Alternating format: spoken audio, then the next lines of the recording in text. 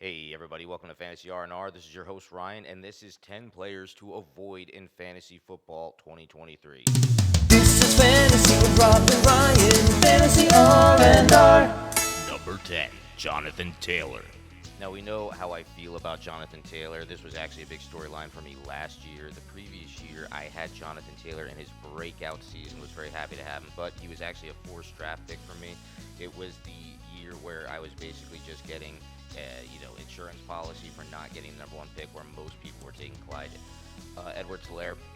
We saw how that worked out, but Jonathon Taylor being that bright star eventually with his usage, I actually didn't like him as a number one overall pick the following season last year, and I also thought that maybe it would be time to get rid of him after I saw a couple of shaky starts in which he wasn't looking like his normal self. I moved him for Cooper Kupp. Didn't end up exactly working out. Jonathon Taylor did not perform for weeks at a time, but Cooper Kupp did go down with the second ACL tear of his career. So at the end of the day, it was kind of a wash. But this year, I'm also avoiding Jonathon Taylor. There's a lot of running backs I would take before him. Yes, they'll be run heavy because of Anthony Richardson, but Anthony Richardson does have a hell of a cannon arm. So if they get something clicking, you're going to see Jonathon Taylor's usage plummet, just like last year when he was averaging a dead last 3.6 yards per target for receiving.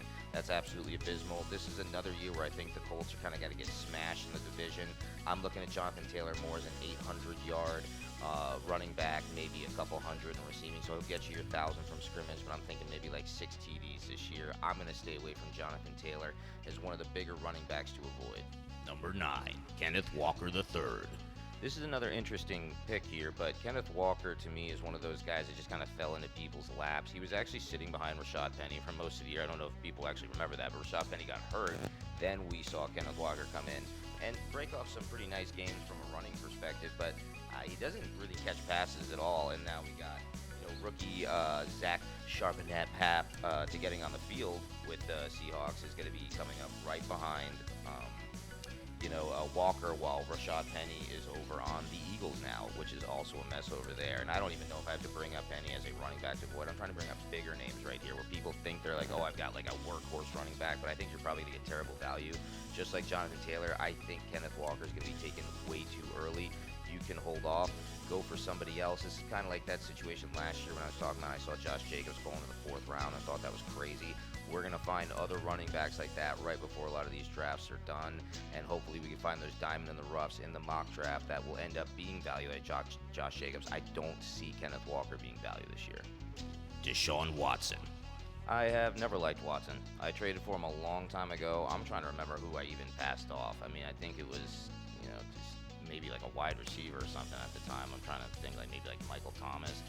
I needed a quarterback, and DeSean Watson, had a couple 5-touchdown games, but he was largely hurt for most of his career, and then we had the scandal, with the Browns and everything, right before he joined the Browns, and I am not liking this situation. Everyone is projecting him to be like a 30 TD pass. I mean, they're looking at Njoku and stuff, and I guess maybe Amari Cooper, but this is actually kind of a weak roster. We got Elijah Moore, who was causing some issues over in New York, so we don't know what his work ethic is like right now.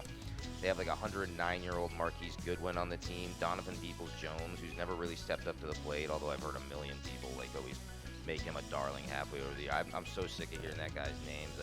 And I apologize for how many times he was brought up on this podcast. I never believed in that dude at all, and I don't see him having a bigger season this year. And Cedric Tillman is backing up him on the the right side. I don't know if DeSean Watson, with his like 58% completion percentage from last year and those abysmal games he had, is going to take much of a step up in the offseason. He doesn't have that leadership quality right now. I don't think he's got a lot of respect in the locker room. He's got a few physical chops left, but with Kareem Hunt still not on a team and Nick Chubb, who is always going to be that 20-25 carry powerhouse, DeSean Watson's ceiling is going to be very limited this year. Number 7, I wouldn't even put him in the Keenan top Allen. 40. Yeah, probably thought I was going to say that fucking asshole Mike Williams. But while I do think Mike Williams might take a little bit of a drop off again, probably bad value just because I see him being the injury risk, it's Keenan Allen who's really aging at this point. He's starting to run into a lot of hamstring issues. I see that continuing this year. He's only getting older. He's past his prime at this point as a wide receiver in the NFL. Doesn't mean he can't contribute. He's not like an old geezer. He's like 31, something like that. But at this point, there's a lot of wear and tear on Keenan Allen's tires. He's been around the league for a while. He's always been on the Chargers, so I expect to see him sticking around, kind of like a Larry Fitzgerald type. But Keenan Allen is no longer a second-round pick or a third-round pick. I think you can kind of wait until the fourth round to grab him. If you're taking him any earlier than that, I wouldn't expect a whole lot. I actually think that you're going to see a little bit of a rise in passing to the tight ends this year with Gerald Everett and the rookie they grabbed, and Austin Eckler's a pass catching back. Herbert's going to be very safe with the ball this year. I don't know if they're going to be able to get a whole lot of production out of some of their guys like Joshua Palmer or anything like that. But as it stands right now, I would say those two Chargers, as we saw last year, maybe won't be the powerhouses we always want them to be, although they'll be respectable in fantasy this year before ultimately Number dropping 6, off. Cam Akers. I feel like that kid in role models. I like the idea of Cam Akers more than I actually like him. While he is atop the depth chart alone at the moment, we still got a little bit of time before camp works out who's actually going to be playing in that depth chart. It took a while for him to catch on last year, and that's what I don't like. Sean McVay isn't here to placate anybody. Matthew Stafford's aging, coming off a lot of injuries. Maybe him and Cooper Kupp, who's also coming off injuries and aging, can put together a little bit of extra magic. But if they don't have some other kind of game plan except two 33-year-olds, 32-year-olds throwing the ball to each other every play, Akers is going to have a tough time getting anything going because they're not fooling anyone when they don't have any other threats in the backfield, and Akers really isn't getting any receiving share. So if you are sitting in the third round of the draft, you're like, I don't have a running back, I guess you could do worse than Cam Akers, but this is one that I am not jumping off of the board to grab. I will only take him if I have to. Complete consolation prize. If you're in an ADP league, wait for everybody to just waste their money in the auction and try to grab him from $1. That's what I would say. That way you can kind of focus on your wide receivers, your QB talent. But Cam Akers is not somebody that I'm going to be hop, skip, and jumping to this 2023 season. Number 5, Odell Beckham Jr.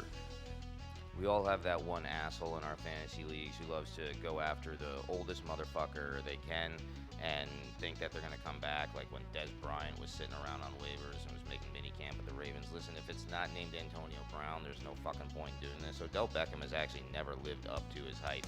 A couple of good games here, flash in the pan, one-hit wonder, whatever you want to call him, but he just has not consistently produced. And every idiot in your league is going to pick him up and at some point just hold on to him for no reason. There was all that speculation about last year. He didn't do a goddamn thing. Came back for the fucking playoffs. Odell Beckham Jr. being on the Ravens now does absolutely nothing for me. I still think Rashad Bateman has a better chance of being the top receiver there than he does, but obviously there's not a whole lot of talent on that team to begin with. I think Mark Andrews is probably going to be having the off year this year. I will move on to that one in a second. But Odell Beckham Jr., I would not even draft him this year. That's what I'm trying to say. It's real cute that he's going to be available to draft and on waiver wires and projected for 9 points. I'm sure Yahoo's going to have some dumb week where it's 11.74. He's not doing that. He's going to have one game with 100 yards and a TD, and then he's going to break his dick in week 5 or something, and we'll never see him again. Don't draft Odell Beckham Jr. Number 4, Mark Andrews. And again, maybe a piss poor choice of words to say players to avoid. I wouldn't say this is necessarily a player to avoid. It's obviously one of the top tight end choices you can have, and if you got him after Kelsey's gone, you got a chance. I think you're probably going to take him, and obviously you would. What I'm saying is I don't think I take him that high this year.